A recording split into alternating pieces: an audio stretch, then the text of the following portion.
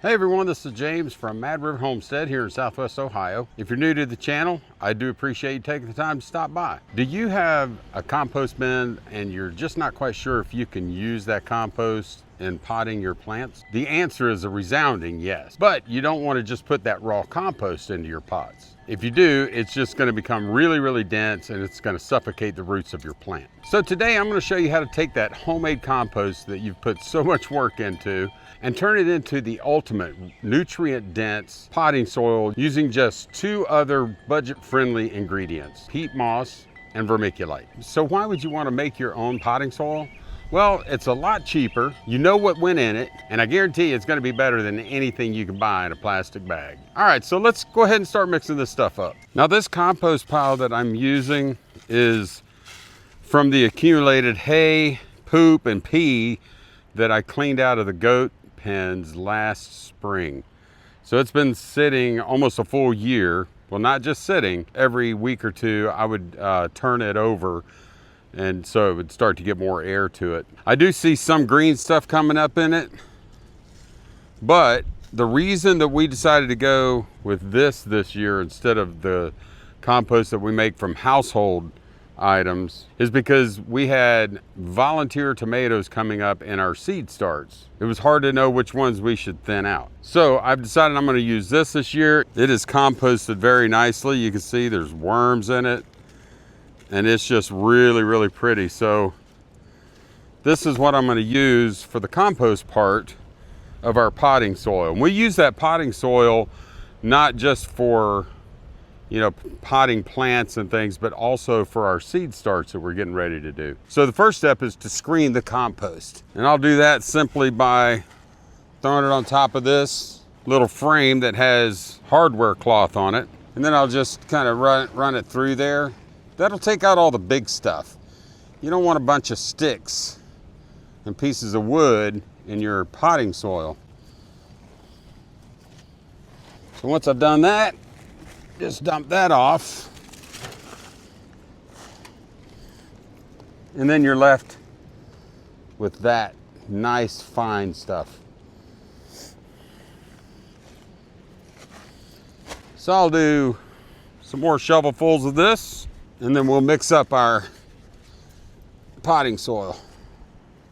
So this will be plenty of the compost part for what we need right now. Now sometimes when I'm using the compost, I don't screen it. If it's just, I'm dumping it in the garden or something like that, I'm not screening that, because then I'm picking it up by tractor bucket loads. But for potting soil, things like that, you want it to be definitely finer, not have all that big stuff in it. Well, that's pretty heavy. This compost is very wet.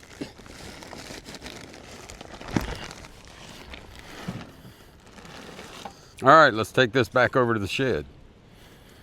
To make this great potting soil, you're gonna need three things, as I said earlier. The first one is the compost. The compost is our nutrition. It's full of microbes, nutrients, and organic matter. The next ingredient is vermiculite. This is our aeration and This is our aeration and moisture manager. Vermiculite is a mineral. It helps prevent compaction, keeps the soil kind of fluffy. You can see it's very light. It's blowing away in this wind a little bit. But what it's going to do, it's going to help to kind of slowly release the water to the roots of your plants. And then lastly, we have peat moss. Now some people, instead of peat moss, they'll use coco coir, I think it's called, C-O-I-R. I think it's something to do with the coconut plant. I like the peat moss, but the peat moss is going to really help to provide structure to your soil. It's light, kind of fluffy, and it helps to keep the soil from really compacting, becoming like a brick. I think Sylvester wants to help me out here a little bit. What you doing, Sylvester? This is one of our rescue cats. He's a kitten. Somebody dumped him off in our woods last year. Hey, he's a good one. Now, peat moss is notoriously hard to get wet once it's gotten dry. So I typically will wet that down pretty good. Now this compost here is very wet, So I'm gonna try just mixing today without wetting the peat moss first. But if your compost is pretty, you know, not very soggy at all, you might wanna wet your peat moss down first. By the way, I get this vermiculite. I ordered off Amazon. I haven't ordered any in a while because I kind of stocked up on it, but I'll try to find it and leave a link for it in the description. It was a pretty good deal when you bought that much. And the peat moss, I just get it at a local place. I think I get that at Rural King. That's pretty easy to find. All right, so let's get this mixed up, and you can do this however you want. I'm gonna be doing the bulk of it in the wheelbarrow in a minute, but I'll do this with my hands. Some people just use their hands for all of it. But basically, this is what you do. The ratio I use is 1 to 1 to 1. So I'm using the same amount of each product. Doesn't have to be exact. I'm not getting a measuring cup out and measuring it or anything.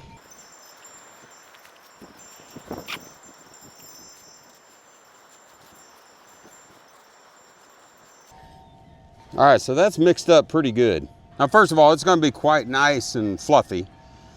Typically, once you finish making it and you squeeze it in your hand, it should hold its shape pretty good.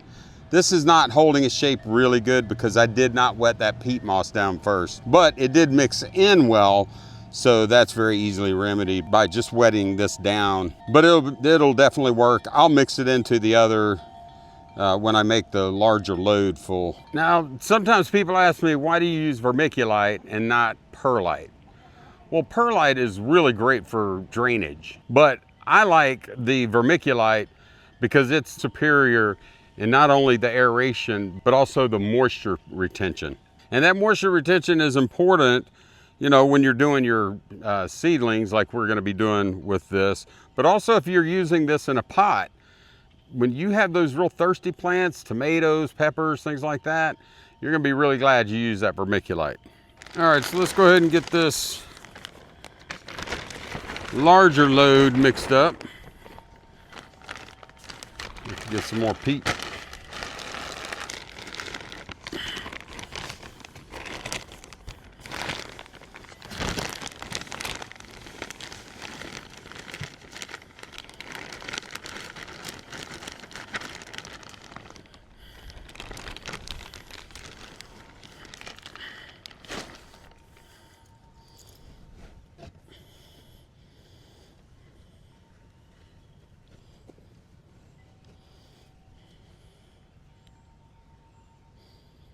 Now normally I would use the garden hose to wet this peat moss down, but I had this bucket that was left out. We've had so much rain, it had about 6 inches of rain water in it. Look at that, water just disappears into that peat moss. You just kind of, don't be afraid to get your hands dirty. Look at that, I mean, it still looks so dry. You can feel the moisture in it, but you will need to add a good amount of water to that. But again, with that compost already being pretty wet, I'm not going to wet this peat as much as I normally would.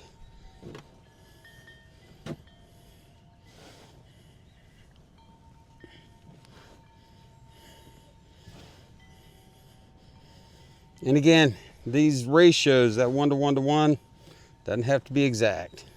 Just kind of eyeball it.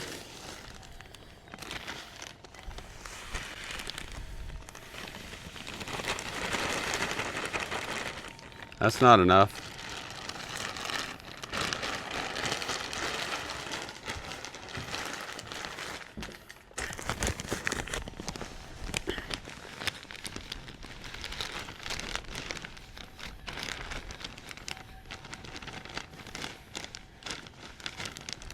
That's about right. Now you can use whatever tools you like. A potato rake is pretty good for getting it all mixed together. I usually start with a tool and then end up just finishing up with my hands. Not afraid to get my hands dirty when I'm doing this kind of stuff.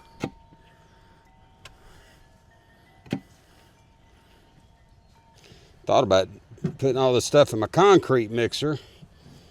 Actually wouldn't be a bad idea, because it's just hard to get all of this mixed around when you got, this is a pretty big load.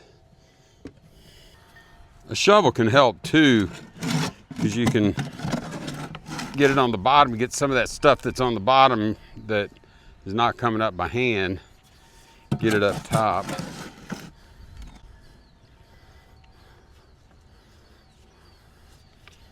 And then just start pulling back. I think I got a little ambitious with how much I put in the wheelbarrow.